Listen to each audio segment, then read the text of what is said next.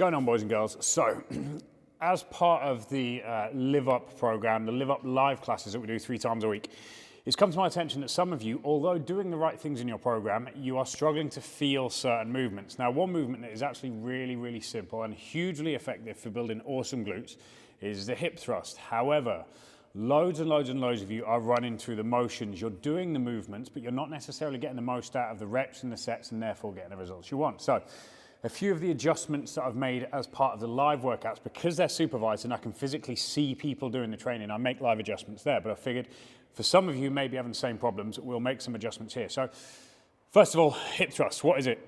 You have 2 types of quote unquote hip thrust. It's a glute isolation movement, which is really, really good for developing good, powerful, strong glutes that are gonna keep you well shaped, they're gonna fill your genes properly, and they're gonna keep you injury free. So option number 1 is gonna be hip thrust. Now, the difference between a hip thrust or a glute bridge, which you'll hear sometimes, is whether your shoulders are elevated or whether they're on the floor. So the hip thrust is straight up and down, like so.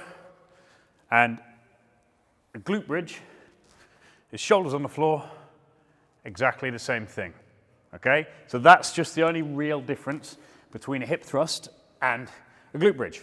Now, we are trying to get the glutes contracted as hard as possible. First things, this is going to be a heavy movement. It's very, very hard to hurt yourself on a hip thrust. So don't be afraid of going heavy. Don't be afraid of pushing that weight up. Of course, have a mat or something like that on your hips to make sure the bar isn't digging in. It will still do to some degree, but make sure you've got that mat there. Once you've figured out a working weight, always try to progress and push up. But there's a few things, few little pointers that you want to look at. First and most simple is ensuring that you tilt the pelvis properly. Now, there are different variations here, but if we look at what I want to try and get from my pelvis is when I'm moving is I want to roll my pelvis beneath me. So to think about that, if you imagine I've got a pin on my belly button and a pin on my sternum, and then as I push up, I'm trying to bring those 2 points closer together. Okay, that's point number 1 we want to try and be focusing on. Now, that's going to hit the main belly of your glute a little bit better.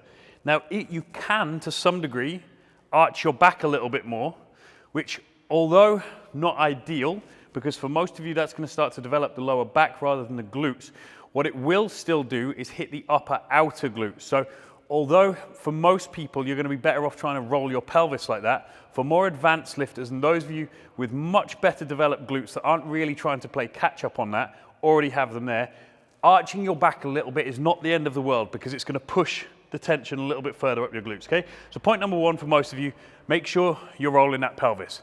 Point number 2, make sure the weight is in the heels. If you start to rock onto the toes, you're going to start to use the quads more. Now, if you start feeling this in your quads, it could be that your feet are too far back. If you're feeling it only in your hamstrings, it could be that your feet are too far forwards. So monitor that as well. Then, foot position. And this is one that a lot of people don't really make the most out of. So many of you are likely to have done this for quite some time, or you already have dysfunction around the hips. So standard stance for most people is about shoulder width apart. With your weight in the heels, tilt the pelvis, push up, and push your knees out. Adding a band here can be useful. Okay, so basic movements, I'm rolling the pelvis, I've got my knees out, and I'm putting all of the weight through my heels. Now, what I want to make sure is that every rep I'm getting right up to the top. I'm squeezing hard. I'm not kind of cutting it short here because I've put too much weight on. I'm getting right up and flexing as hard as I possibly can.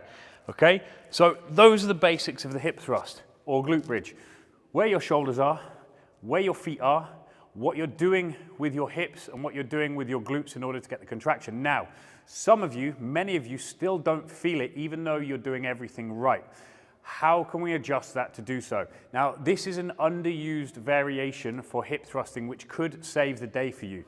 Instead of always doing things with a feet shoulder width apart stance, if you really struggle to feel this in your glutes, what I advise you do, keeping the weight still in the heels, is bring your feet right together. We've still got the weight in the heels, but I brought my feet right together, and then I can pump through the same range of motion, getting the same tilt on my pelvis, full height, and start to feel it in the belly of the glute, because what some of you may be doing is only lifting with the upper outer edge of the glute, more so than anything, which makes it hard for you to feel and connect with the glute max, kind of the main belly of the glute. So by going wider, you're going to hit the upper outer edge of the glute just a little bit more. So if you've got quite an underactive glute max essentially, bring your feet together, heels in the floor, and press up that way, okay? It's a bit counterintuitive because everything you've been taught until now probably tells you to go a little bit wider, but vary it. The way I like to tell my girls and guys to do it, one session narrow, one session wide. You do some kind of variation each time, and over time you'll start to feel that your glutes are developing much better. Now if you're wondering what you should be feeling, when you go feet together, you'll probably feel the glutes a little bit more kind of down the center towards the crack. That's what's going to build up a little bit more. It's going to build a little bit more muscle tissue around there. When you go wider, you'll feel it a bit higher on your glute and out on the edge of your glute. So by doing both, you're going to get proper glute development. Don't waste the hip thrust. It's an amazing movement for developing strength, for developing shape. It's going to help you with all of your other lifts as well, whether that be deadlifting, whether that be squatting, whether that be walking lunges, rear foot split squats, everything. So get the variation in there and try that little trick if you really, really struggle to feel your glutes on a standard width hip thrust. It could be the solution. So instead of going wide or shoulder width, bring them in. You can also point your toes out or in just a little bit, and dependent on the length of your leg, bone structure, and the tension in your glute and the shape of your glute, that could change things as well. So don't be afraid to play around with your foot position as well as the width of where your feet are. Okay, final one is getting a variation. If you struggle to get that pelvic tilt, because it's a hard one to coordinate, that roll, then shuffle your body back so the platform, or whatever it is you're resting on, is sitting just kind of in the mid-back, just above what you would class as your lower back, but not up towards your shoulder blades. Then from that position, because we've shortened our ability to move, we can only roll the pelvis. Okay, if I try and keep my chest still on that bench, I can only roll the pelvis to get the movement. So if you struggle to get that rotation, try that variation as well. So there's a bunch of tips there on how to get your hip thrusts more effective, variations to use, even if you're an experienced hip thruster and you can absolutely nail it. Give it a go. You can add extra resistance by adding a band around your knees and pushing out on it on the wider stuff. You can do single leg, you can do dumbbell, you can do barbell, you can do banded stuff. Even if you're at home, it's an amazing exercise to continue to do, because the stronger your glutes are, the more injury resilient you are. The stronger your glutes are, the better hip function you are likely to have, which is excellent because it's going to carry over to loads of other movements, and is a super safe movement to train heavy on. Plus, everyone likes to have a nice ass, men included.